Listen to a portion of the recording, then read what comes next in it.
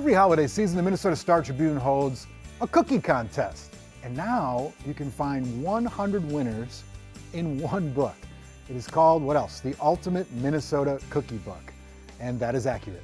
Lee Dean and Rick Nelson are the authors. You guys worked for the Star Tribune for a long time. Your title was the food editor? Food editor, yes. And you were? I was the restaurant critic. So did people like hate and love you? I hope they loved me more than they hated me, but I'm sure there's some people out there who might not like me so much. You know what? That's okay, man. Yeah. You went in with your honesty Right. and your expertise, and you did us all a favor. Okay, so first of all, let's talk about what cookies we have in front of us here, because I know some of these are your favorites, and then we'll talk about the genesis of the book. Go ahead. Sure, we've got some hot cocoa cookies here, super good chocolatey cookies with little melted marshmallows on them. This is one of my favorites in the book. It's cranberry cornmeal with a little bit of raspberry. It's a shortbread. Oh, okay. Really unexpected. And rosemary's in there. Rosemary, just a little In bit, it. Oh, just enough okay. to perk it up. We've got Devil's Delight cookies here. That's like a chocolate chili cinnamon cookie that was based, the baker based it on a truffle at a St. Paul chocolate shop that she loved, and she thought, I'm going to turn that into a cookie. So that's the one there, and it has Yeah. like chili in it, so it's Chili, kind of spicy. it's got like a chili chocolate bar that you chop up, but then yeah. it's got a lot of cinnamon in it. So it's Interesting. it's a really interesting cookie. And this was your favorite, is that right? That's one of my favorites. Yeah. This one, Lee. That's one of Lee's favorites. Yes. Yeah. So this was my favorite until I started making them and eating a lot of them yesterday. And so this is kind of like a molasses cookie with a lot of orange and candied ginger in it. And it's just really fabulous. And I think it's so pretty on top of that. So, and it's just called orange ginger cookie. Flirt right on the face. Yeah. And now, and then what are this these? one, these are called marzipan cherry cookies. And what I like about them, one is the flavor, in part because they have a little semolina in them, so that has a kind of an offbeat flavor. And they're a refrigerator cookie, so you make it into a log. You can throw that in the freezer, pull it out, roll it in some sugar, and slice it and bake it. Really easy to make and really convenient to have around the house. So that's what this is. That's what that is. This is the dough of this cookie. Of this cookie. And so you say the reason you put it in the fridge or the freezer is that it congeals a little bit, it's easier to cut? It's easier to cut. And then you can also store it in the freezer for weeks at a time. And then when oh my gosh, we have people coming over, let's make some cookies. Ready to make cookies. Yeah, so it's a great idea. All right, so how did this book come to be? Because I know that the cookie recipes have been a big legend at the Star Tribune for a long time, but how did the 100 gathering them and putting them in a book come to be? Well, we actually, we've done this contest, we did this contest for 20 years. Right. And at year 15, we had enough recipes to do a book. So we did a book in 2018, it was called The Great Minnesota Cookie Book.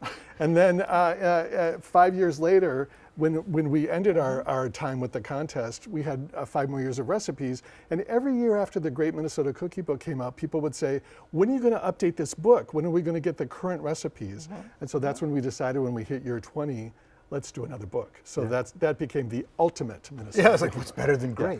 Yes. Ultimate. And I would say, too, that this particular book is a little more personal version of it for Rick and me. And so we do also have a chapter of essays and some of our favorite cookies and a little more about us and our lives as well. So how many, like you pick one a year, right? So how many entries would you get? We would get anywhere between 200 and 350 entries a year. Wow. So Yeah. you guys were the judges? Yep. Yeah. You guys, and so and that was a fun thing to do. It was Part a of your really- job, It right? was a really fun thing to So do. they and- sent the cookies in, obviously, right? Or did No, you no, make no. it from their recipe? Yeah, they sent in the recipes, and then then we you kind made of it. we kind of whittled them down to like, what are the 25 that sound the most interesting to us, and then we would bake them, or later we'd have someone bake them for us. We learned that that was a lot smarter thing to do. I was going to say, Yeah. what is the rubric for a wonderful or interesting cookie? Like, how did you whittle it down? It had to be something that we hadn't had before that looked interesting. We thought that these look a little different from what we refer to as lunchbox cookies that you might give the kids. We wanted something that was a nice combo of recipes that we could present at a holiday occasion. It had to taste good, had to be a little unusual, and And also, we were really interested in trends. You know, the great thing about the contest was that, you know, it's reader-driven, and it was so full of reader ingenuity and creativity and enthusiasm.